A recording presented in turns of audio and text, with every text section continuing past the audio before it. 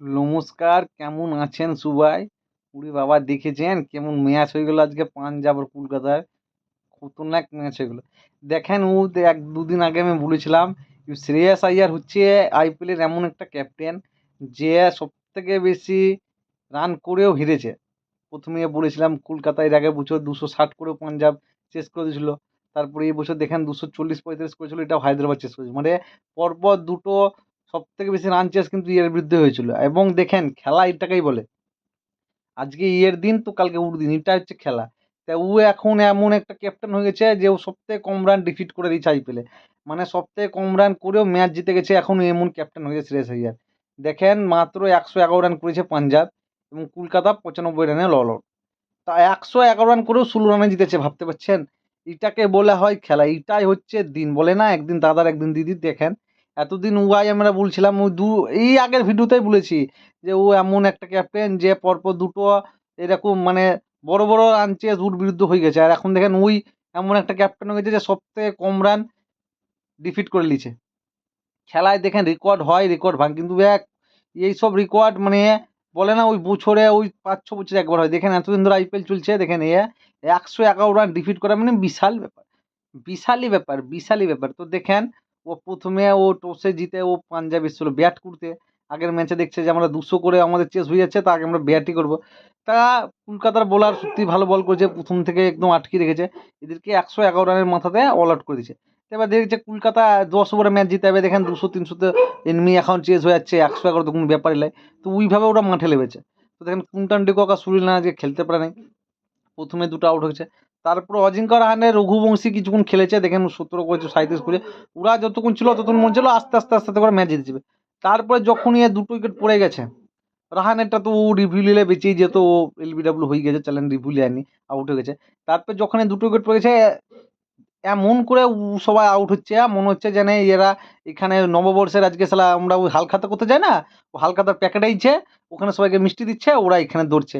খেলা বাদ দিয়ে আগে প্যাকেট লিবো, আগে প্যাকেট লিবো, আগে মিষ্টি খাবো করে করে দৌড়ছে। দেখেন এই শুভ নববর্ষ আজকে পয়লা বৈশাখ অনেক জায়গায় হালখাতা টালখাতা হয়, মিষ্টির প্যাকেট ফ্যাকেট বাড়িতে আসে। তো ইয়াই কলকাতা ডাক আউটে সবাই দেখে লিখেছে মিষ্টির প্যাকেট আইছে।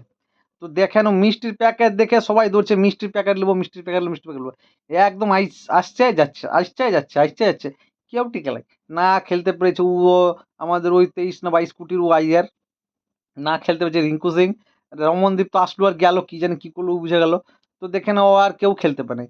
ও প্রথমে ও যে রাহানে আর ও রঘুবংশী যতক্ষণ ছিল তার ততক্ষণ একটু খেলাটা ছিল, তারপরে কোনো খেলা নাই, এসছে গেছে। আর সত্যি কথা বলতে পাঞ্জাবে আজকে বোল করেছে সত্যি ভালো। চাহেলের বল দেখছেন, আমি যখন এটা যখন এইভাবে যখন আউট হচ্ছিল না, তখন একটা এসে ছোটতে দেখাচ্ছিল ছোট করে একটা, যে কলকাতার স্পিনারদের যেরকম বল ঘুরেছে তার থেকে বেশি, তার 3 ডবল বেশি বল ঘুরছে চেহেলের। তারপরে ম্যাক্সওয়েলের বল ঘুরছে তার থেকে বেশি। তখন আমি বুঝলাম খেলাতে কিন্তু এখনো একটু দুম আছে। তারপরে দেখছি হ্যাঁ, চাহেল 4 উইকেট নিয়ে নিল, ম্যাক্সওয়েল ও আইয়ারকে আউট করে দিল।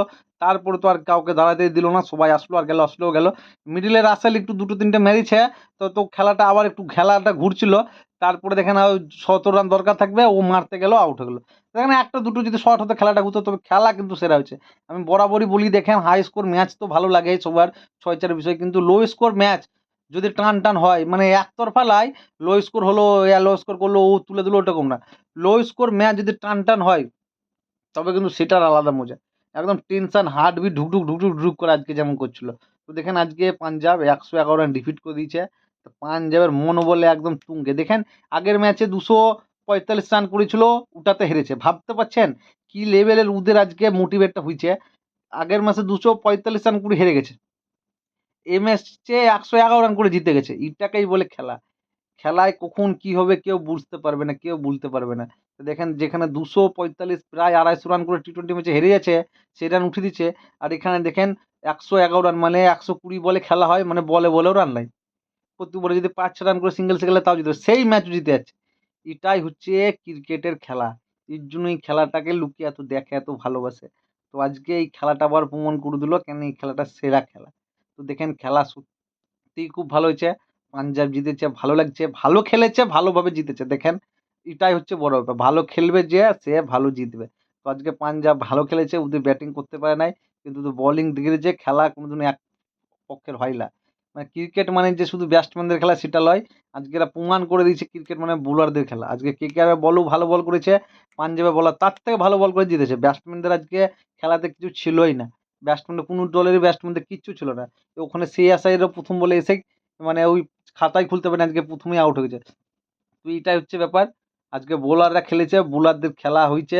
আর আমার ব্যক্তিগত বলছি, আমি এরকম টান টান ম্যাচ হলে, লো স্কোরিং ম্যাচ আমার বরাবরই দেখতে ভালো লাগে। সে আর টি-20 হোক বা ওয়ানডে হোক, আমার বেশি ভালো লাগে ও ধুমধারাক্কা 6-4 মারে, আমার অতটাও ভালো লাগে না। আমি এক বলার ডমিনেটিং খেলাটাই আমার বেশি পছন্দ করি। তো ওটাই আজকে হয়েছে, আমার খুব ভালো লাগছে। আর আপনাদের কেমন লেগেছে খেলাটা জানাবেন। ভিডিওটা ভালো লাগলে লাইক করবেন, কমেন্ট করবেন, শেয়ার করবেন। নমস্কার।